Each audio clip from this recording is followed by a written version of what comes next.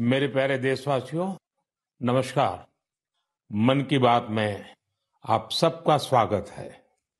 अगर आप मुझसे पूछें कि मेरे जीवन के सबसे यादगार पल क्या रहे, तो कितने ही वाक्य याद आते हैं। लेकिन इसमें भी एक पल ऐसा है जो बहुत खास है। वो पल था जब पिछले साल 15 नवंबर को मैं भगवान बिरसा मुंडा की जन्म जयंती पर उनकी जन्मस्थली झारखंड के उलिहातू गांव गया था। इस यात्रा का मुझ पर बहुत बड़ा प्रभाव पड़ा। मैं देश का पहला प्रधानमंत्री हूं जिसे इस पवित्र भूमि की मिट्टी को अपने मस्तक से लगाने का सौभाग्य मिला।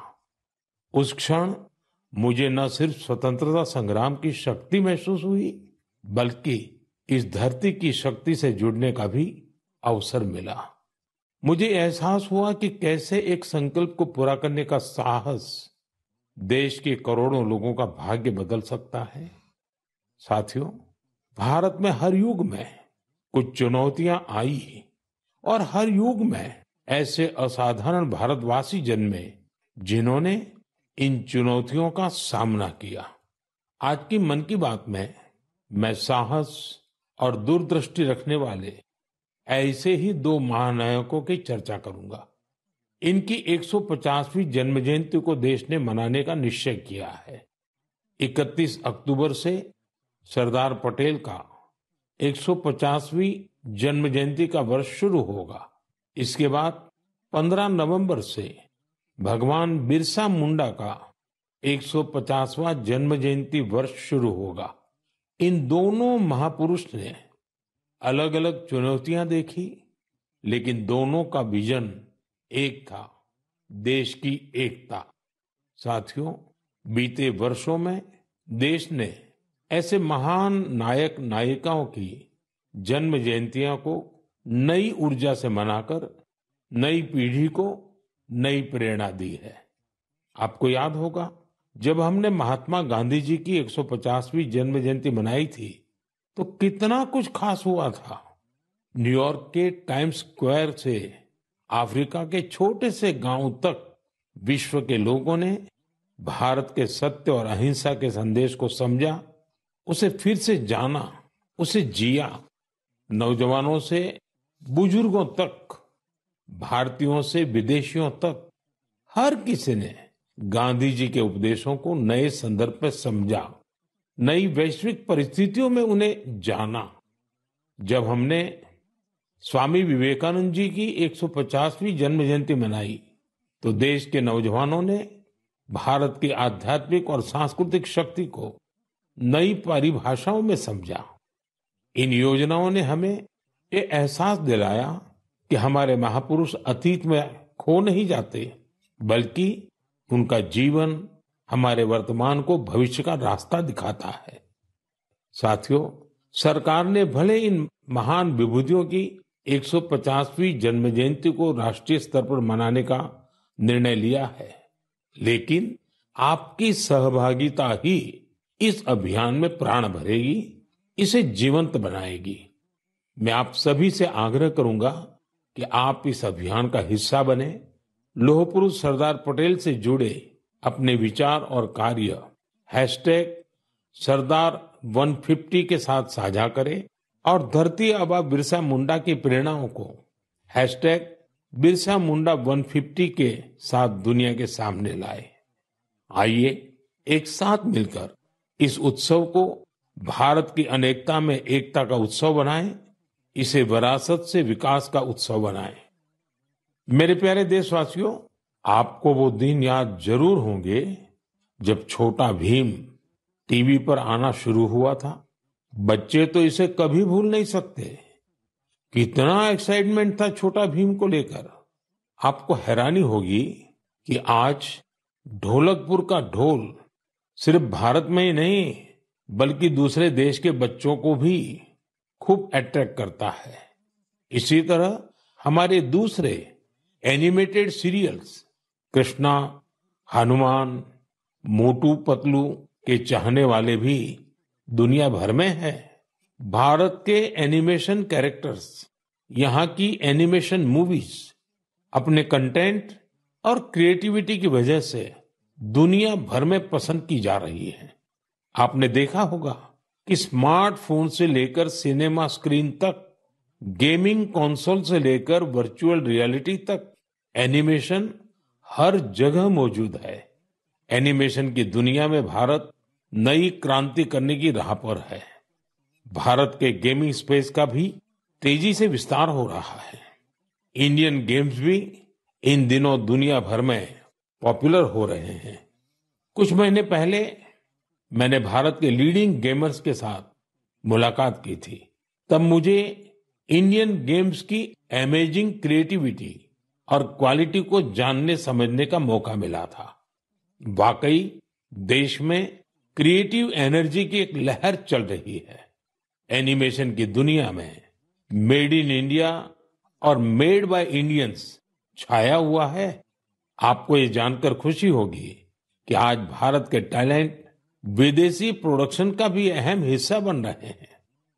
अभी वाली स्पाइडरमैन हो या ट्रांसफॉर्मर्स, इन दोनों मूवीज में हरिनारायण राजीव के कंट्रीब्यूशन को लोगों ने खूब सराहा है। भारत के एनिमेशन स्टूडियो डिज्नी और वार्नर ब्रदर्स जैसी दुनिया के जाने माने प्रोडक्शन कंपनीज के साथ काम कर रहे हैं। साथियों, आज हमारे युवा ओरिजिनल इंडियन कंटेंट, जिसमें हमारी संस्कृति की झलक होती है, वो तैयार कर रहे हैं। इन्हें दुनिया भर में देखा जा रहा है। एनिमेशन सेक्टर आज एक ऐसी इंडस्ट्री का रूप ले चुका है कि जो दूसरी इंडस्ट्रीज को ताकत दे रहा है। जैसे इन दिनों वीआर टूरिज्म बहुत फेमस हो रहा है। आप वर्चुअल टूर के माध्यम से अजंता की गुफाओं को देख सकते हैं, कोणार्क मंदिर के कॉरिडोर में टहल सकते हैं या फिर वाराणसी के घाटों का आनंद ले सकते हैं। ये सभी वीआर एनिमेशन भारत के क्रिएटर्स ने तैयार किए हैं। वीआर के माध्यम से इन जगहों को देखने के बाद कई लोग वास्तविकता में इन पर्यटन स्थलों का दौरा करना चाहते हैं। यानी टूरिस्ट डेस्टिनेशन का वर्चुअल टूर लोगों के मन में जिज्ञासा पैदा करने का माध्यम बन गया है। आज इस सेक्टर में एनिमेटर्स के साथ ही story tellers, writers, voice over experts, musicians, game developers, VR और एआर एक्सपर्ट्स, उनकी भी मांग लगातार बढ़ती जा रही है। इसलिए मैं भारत के युवाओं से कहूंगा, अपनी क्रिएटिविटी को विस्तार दे। क्या पता दुनिया का अगला सुपरहिट एनिमेशन आपके कंप्यूटर से निकले। अगला वायरल गेम आपका क्रिएशन हो सकता है।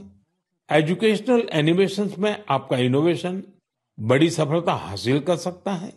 इसी 28 अक्टूबर को यानी कल वर्ल्ड एनिमेशन डे भी मनाया जाएगा। आइए हम भारत को ग्लोबल एनिमेशन पावर हाउस बनाने का संकल्प लें। मेरे प्यारे देशवासियों, स्वामी विवेकानंद ने एक बार सफलता का मंत्र दिया था। उनका मंत्र था, कोई एक आइडिया लीजिए, उस एक आइडिया को अपनी जिंदगी बनाइए, उसे सोचिए, उसका सपना देखिए, उसे जीना शुरू करिए। आज आत्मनिर्भर भारत अभियान भी सफलता के इसी मंत्र पर चल रहा है। ये अभियान हमारी सामूहिक चेतना का हिस्सा बन गया है, लगातार पग पग पर हमारी प्रेरणा बन गया है। आत्मनिर्भरता हमारी पॉलिसी ही नहीं, हमारा पैशन बन गया है। बहुत साल नहीं हुए, सिर्फ 10 साल पहले की बात है। तब अगर कोई कहता था कि किसी कॉम्प्लेक्स टेक्नोलॉजी को भारत में विकसित करना है, तो कई लोगों को विश्वास नहीं होता था, तो कई उपहास उड़ाते थे। लेकिन आज वही लोग देश की सफलता को देखकर अचंभे में रहते हैं। आत्मनिर्भर हो रहा भारत हर सेक्टर में कमाल कर रहा है। आप सोचिए, एक जमाने में मोबाइल फोन इंपोर्ट करने वाला भारत आज दुनिया का दूसरा सबसे बड़ा मैन्युफैक्चरर बन गया है। कभी दुनिया में सबसे ज्यादा डिफेंस इक्विपमेंट खरीदने वाला भारत आज 85 देशों को एक्सपोर्ट भी कर रहा है। स्पेस टेक्नोलॉजी में भारत आज चंद्रमा के साउथ पोल पर पहुंचने वाला पहला देश बना है। और एक बात तो मुझे सबसे ज्यादा अच्छी लगती है, वो ये है कि आत्मनिर्भरता का ये अभियान अब सिर्फ सरकारी अभियान नहीं है। अब आत्मनिर्भर भारत अभियान एक जन अभियान बन रहा है। हर क्षेत्र में उपलब्धियां हासिल कर रहे हैं। जैसे इसी महीने लद्दाख के हानले में हमने एशिया की सबसे बड़ी इमेजिंग टेलीस्कोप मैस का भी उद्घाटन किया है। ये 4,300 मीटर की ऊंचाई पर स्थित है। जानते हैं इसकी भी खास बात क्या है? ये मेड इन इंडिया है।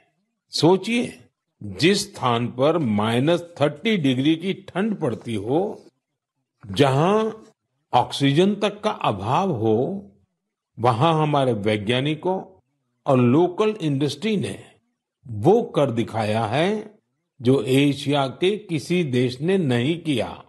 हानले का टेलीस्कोप भले ही दूर की दुनिया देख रहा हो, लेकिन ये हमें एक चीज और भी दिखा रहा है, और ये चीज है आत्मनिर्भर भारत का सामर्थ्य। साथियों, मैं चाहता हूं आप भी एक काम जरूर करें। आत्मनिर्भर होते भारत के ज्यादा से ज्यादा उदाहरण, ऐसे प्रयासों को शेयर करिए। आपने अपने पड़ोस में कौन सा नया इनोवेशन देखा? किस लोकल स्टार्टअप ने आपको सबसे ज्यादा इंप्रेस किया? हैशटैग आत्मनिर्भर इनोवेशन के साथ सोशल मीडिया पर ये जानकारियां लिखिए और आत्मनिर्भर भारत का उत्सव मनाइए। त्योहारों के इस मौसम में तो हम सब आत्मनिर्भर भारत के इस अभियान को और मजबूत करते हैं। हम वोकल फॉर लोकल के मंत्र के साथ अपनी खरीदारी करते हैं। ये नया भारत है जहां इम्पॉसिबल सिर्फ एक चैलेंज है, जहां मेक इन इंडिया अब मेक फॉर द वर्ल्ड बन गया है, जहां हर नागरिक इनोवेटर है, जहां हर चैलेंज एक अपॉर्चुनिटी है। हमें न सिर्फ भारत को आत्मनिर्भर बनाना है, बल्कि अपने देश को इनोवेशन के ग्लोबल पावर हाउस के रूप में मजबूत भी करना है। मेरे प्यारे देशवासियों, मैं आपको एक ऑडियो सुनाता हूं। Hello sir. नमस्ते सर। नमस्ते सर बोलिए सर। देखिए, ये जो आपने एफआईआर नंबर मुझे सेंड किया है, इस नंबर के खिलाफ 17 कंप्लेंट्स हमारे पास। आप ये नंबर यूज कर रहे हैं? मैंने नहीं यूज करता हूँ सर। अभी कहाँ से बात कर रहे हो? सर कर्नाटका सर, वो घर में हूँ सर। ओके, इसके लिए आप अपनी स्टेट में रिकॉर्ड करवाइए ताकि ये नंबर ब्लॉक कर दिया जाए, फ्यूचर में आपको कोई प्रॉब्लम ना हो। Okay, yes sir.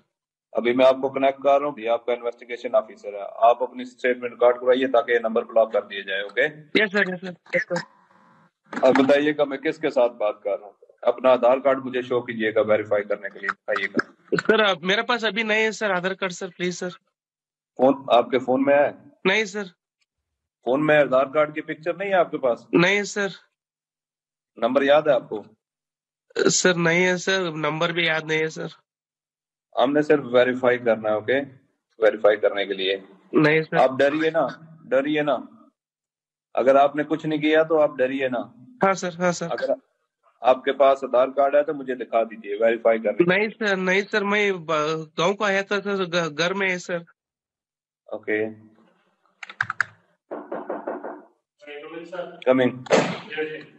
जय हिंद। इस व्यक्ति के वन साइड वीडियो का रिकॉर्ड करो as per the protocol. Okay, ये ऑडियो सिर्फ जानकारी के लिए नहीं, ये कोई मनोरंजन वाला ऑडियो नहीं है। एक गहरी चिंता को लेकर के ऑडियो आया है। आपने अभी जो बातचीत सुनी वो डिजिटल अरेस्ट के फरेब की है। ये बातचीत एक पीड़ित और फ्रॉड करने वाले के बीच हुई है। डिजिटल अरेस्ट के फ्रॉड में फोन करने वाले कभी पुलिस, कभी सीबीआई, कभी नारकोटिक्स, कभी आरबीआई, ऐसे भांति भांति के लेबल लगाकर बनावटी अधिकारी बनकर बात करते हैं और बड़े कॉन्फिडेंस के साथ करते हैं। मुझे मन की बात के बहुत से श्रोताओं ने कहा कि इसकी चर्चा जरूर करनी चाहिए। आइए मैं आपको बताता हूं ये फ्रॉड करने वाली गैंग काम कैसे करती है, ये खतरनाक खेल क्या है। आपको भी समझना बहुत जरूरी है, औरों को भी समझाना उतना ही आवश्यक है। पहला दाव, आपकी व्यक्तिगत जानकारी वो सब जुटा करके रखते हैं। आप पिछले महीने गोवा गए थे, है ना? आपकी बेटी दिल्ली में पढ़ती है ना? वे आपके बारे में इतनी जानकारी जुटाकर रखते हैं कि आप दंग रह जाएंगे। दूसरा दाव, वहां का माहौल पैदा करो।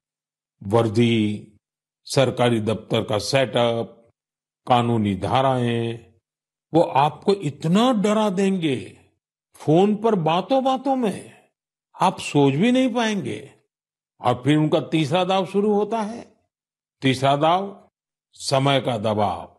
अभी फैसला करना होगा, वरना आपको गिरफ्तार करना पड़ेगा।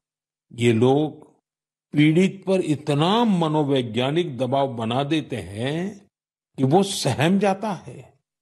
डिजिटल अरेस्ट के शिकार होने वालों में हर वर्ग, हर उम्र के लोग हैं। लोगों ने डर की वजह से अपनी मेहनत से कमाए हुए लाखों रुपए गंवा दिए हैं। कभी भी आपको इस तरह का कोई कॉल आए तो आपको डरना नहीं है। आपको पता होना चाहिए, कोई भी जांच एजेंसी फोन कॉल या वीडियो कॉल पर इस तरह पूछताछ कभी भी नहीं करती। मैं आपको डिजिटल सुरक्षा के 3 चरण बताता हूं। ये 3 चरण है: रुको, सोचो, एक्शन लो। कॉल आते ही रुको, घबराए नहीं, शांत रहे, जल्दबाजी में कोई कदम न उठाएं, किसी को अपनी व्यक्तिगत जानकारी न दें। संभव हो तो स्क्रीनशॉट लें और रिकॉर्डिंग जरूर करें। इसके बाद आता है दूसरा चरण। पहला चरण था रुको, दूसरा चरण है सोचो। कोई भी सरकारी एजेंसी फोन पर ऐसे धमकी नहीं देती, न ही वीडियो कॉल पर पूछताछ करती है, न ही ऐसे पैसा की मांग करती है। अगर डर लगे तो समझिए कुछ गड़बड़ है। और पहला चरण, दूसरा चरण और अब मैं कहता हूं तीसरा चरण। पहले चरण में मैंने कहा रुको, दूसरे चरण में मैंने कहा सोचो, और तीसरा चरण कहता हूं एक्शन लो।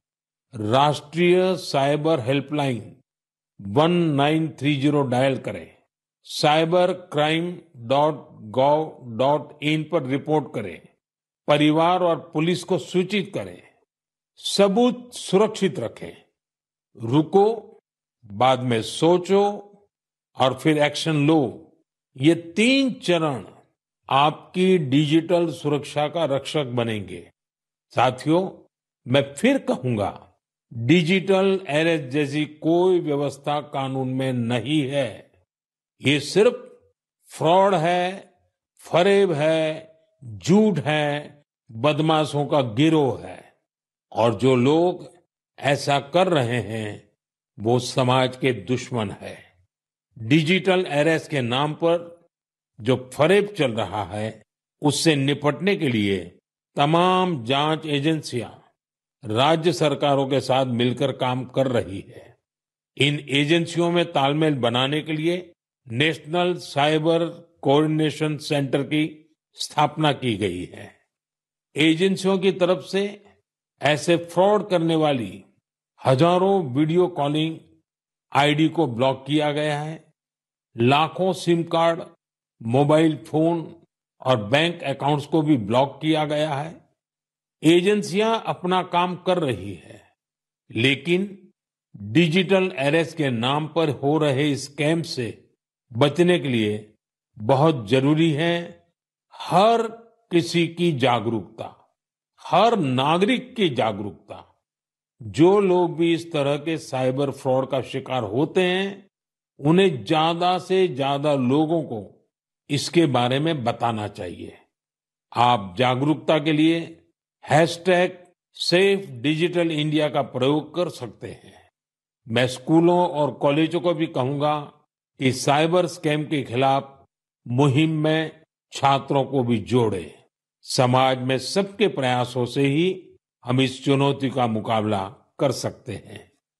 मेरे प्यारे देशवासियों, हमारे बहुत सारे स्कूली बच्चे कैलीग्राफी यानी सुलेख में काफी दिलचस्पी रखते हैं। इसके जरिए हमारी लिखावट साफ, सुंदर और आकर्षक बनी रहती है। आज जम्मू कश्मीर में इसका उपयोग लोकल कल्चर को लोकप्रिय बनाने के लिए किया जा रहा है। यहाँ के अनंतनाग की फिरदौसा बशीर जी, उनको कैलीग्राफी में महारत हासिल है। इसके जरिए वे स्थानीय संस्कृति के कई पहलुओं को सामने ला रही है। फिरदौसा जी की कैलीग्राफी ने स्थानीय लोगों, विशेषकर युवाओं को अपनी ओर आकर्षित किया है। ऐसा ही एक प्रयास उधमपुर के गोरीनाथ जी भी कर रहे हैं। एक सदी से भी अधिक पुरानी सारंगी के जरिए वे डोगरा संस्कृति और विरासत के विभिन्न रूपों को सहेजने में जुटे हैं। सारंगी की धुनों के साथ वे अपनी संस्कृति से जुड़ी प्राचीन कहानियां और ऐतिहासिक घटनाओं को दिलचस्प तरीके से बताते हैं। देश के अलग अलग हिस्सों में भी आपको ऐसे कई असाधारण लोग मिल जाएंगे जो सांस्कृतिक विरासत के संरक्षण के लिए आगे आए हैं। डी वैकुंठम करीब 50 साल से चेरियाल फोक आर्ट को लोकप्रिय बनाने में जुटे हैं। तेलंगाना से जुड़ी इस कला को आगे बढ़ाने का उनका यह प्रयास अद्भुत है। चेरियाल पेंटिंग्स को तैयार करने की प्रक्रिया बहुत ही यूनिक है। यह एक स्क्रोल के स्वरूप में कहानियों को सामने लाती है। इसमें हमारी हिस्ट्री और माइथोलॉजी की पूरी झलक मिलती है। छत्तीसगढ़ में नारायणपुर के बुटलू राम माथरा जी अबुझ माड़िया जनजाति की लोक कला को संरक्षित करने में जुटे हुए हैं। पिछले 4 दशकों से वे अपने इस मिशन में लगे हुए हैं। उनकी ये कला बेटी बचाओ, बेटी पढ़ाओ और स्वच्छ भारत जैसे अभियान से लोगों को जोड़ने में भी बहुत कारगर रही है। साथियों, अभी हम बात कर रहे थे कैसे कश्मीर की वादियों से लेकर छत्तीसगढ़ के जंगलों तक हमारी कला और संस्कृति नए नए रंग बिखेर रही है। लेकिन यह बात यही खत्म नहीं होती।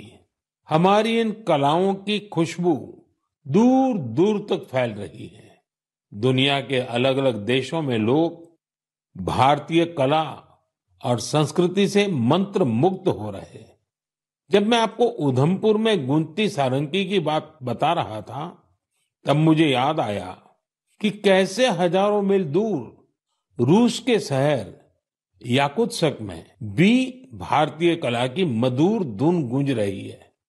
कल्पना कीजिए, सर्दी का एक आध दिन, -65 डिग्री तापमान, चारों तरफ बर्फ की सफेद चादर और वहां एक थिएटर में दर्शक मंत्र मुग्ध होकर देख रहे हैं कालिदास की अभिज्ञान शाकुंतलम। क्या आप सोच सकते हैं, दुनिया के सबसे ठंडे शहर याकुत्स्क में भारतीय साहित्य की गर्मजोशी? ये कल्पना नहीं, सच है। हम सबको गर्व और आनंद से भर देने वाला सच। साथियों, कुछ हफ्ते पहले मैं लाओस भी गया था। वो नवरात्रि का समय था और वहां मैंने कुछ अद्भुत देखा। स्थानीय कलाकार फलक फलम प्रस्तुत कर रहे थे, लाओस की रामायण। उनकी आंखों में वही भक्ति, उनके स्वर में वही समर्पण जो रामायण के प्रति हमारे मन में है। इसी तरह कुवैत में श्री अब्दुल्ला अल बारून ने रामायण और महाभारत का अरबी में अनुवाद किया है। ये कार्य मात्र अनुवाद नहीं, बल्कि दो महान संस्कृतियों के बीच एक सेतु है। उनका यह प्रयास अरब जगत में भारतीय साहित्य की नई समझ विकसित कर रहा है। पेरू से एक और प्रेरक उदाहरण है एर्लिंदा गार्सिया। वहां के युवाओं को भारतनाट्यम सिखा रही है और मारिया वाल्देस ओडिसी नृत्य का प्रशिक्षण दे रही है।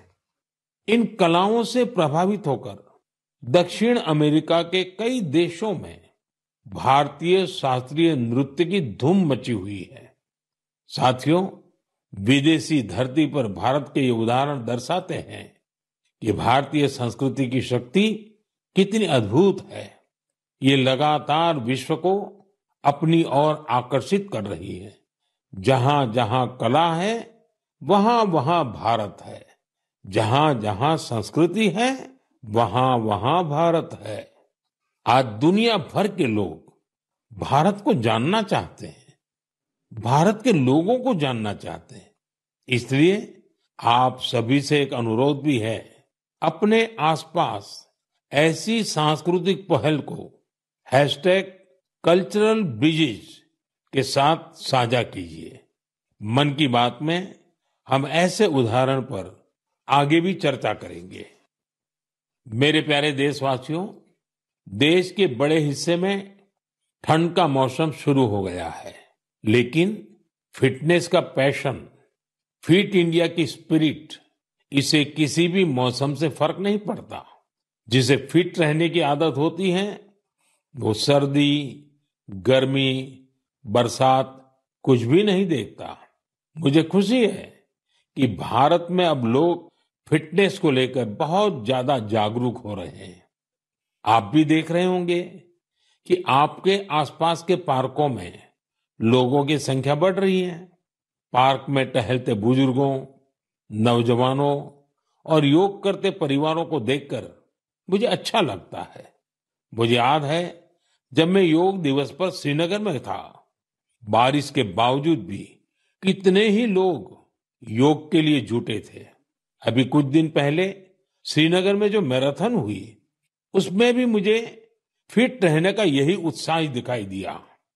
फिट इंडिया की ये भावना अब एक मास मूवमेंट बन रही है।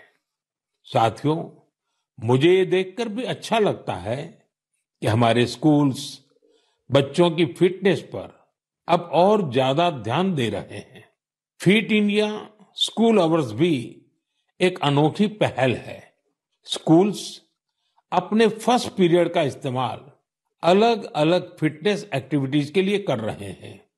कितने ही स्कूलों में किसी दिन बच्चों को योग करवाया जाता है, कभी किसी दिन एरोबिक्स के सेशन होते हैं, तो एक दिन स्पोर्ट्स स्किल पर काम किया जाता है। किसी दिन खो खो और कबड्डी जैसे पारंपरिक खेल खिलाए जा रहे हैं और इसका असर भी बहुत शानदार है। अटेंडेंस अच्छी हो रही है, बच्चों का कंसंट्रेशन बढ़ रहा है और बच्चों को मजा भी आ रहा है। साथियों, मैं वेलनेस की ऊर्जा हर जगह देख रहा हूं। मन की बात के भी बहुत से श्रोताओं ने मुझे अपने अनुभव भेजे हैं। कुछ लोग तो बहुत ही रोचक प्रयोग कर रहे हैं। जैसे एक उदाहरण है फैमिली फिटनेस आवर का, यानी एक परिवार हर वीकेंड 1 घंटा फैमिली फिटनेस एक्टिविटी के लिए दे रहा है। एक और उदाहरण इंडिजीनियस गेम्स रिवाइवल का है, यानी कुछ परिवार अपने बच्चों को ट्रेडिशनल गेम सिखा रहे हैं, खिला रहे हैं। आप भी अपनी फिटनेस रूटीन के एक्सपीरियंस #फिट इंडिया के नाम सोशल मीडिया पर जरूर शेयर कीजिए। मैं देश के लोगों को एक जरूरी जानकारी भी देना चाहता हूं। इस बार 31 अक्टूबर को सरदार पटेल जी की जयंती के दिन ही दीपावली का पर्व भी है।